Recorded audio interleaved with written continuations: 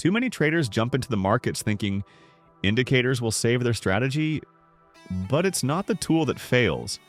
It's how you use it. In this video, I'll break down the 3 most common mistakes traders make with indicators and how to avoid them in 2025. Ever opened a trade just because an indicator gave a buy signal? That's chasing, not trading. Indicators are meant to confirm your bias, not create one. Relying on them blindly can lead you straight into drawdown. The fix? Always build a story behind your trade. Structure, context, and market conditions. Then use indicators to validate it. More isn't better.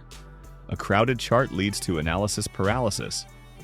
One indicator says buy, another says wait, a third says sell. Now you're stuck.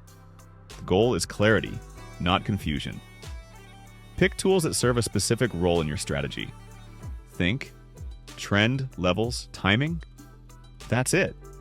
A lot of traders expect instant results. You see a setup forming, and you rush in before the candle closes or the level confirms. Indicators aren't magic. They react to price. If you jump in too early, you're trading assumptions, not confirmation. Let the setup mature. Look, indicators are powerful when used right, but tools don't fix habits. Master the mindset, simplify your strategy, and you'll start seeing the market clearer than ever before. If this helped, hit like, and don't forget to subscribe for more 2025 trading game changers. Want tools that remove the guesswork? Check out the link in the description to explore the same suite pro traders are using today.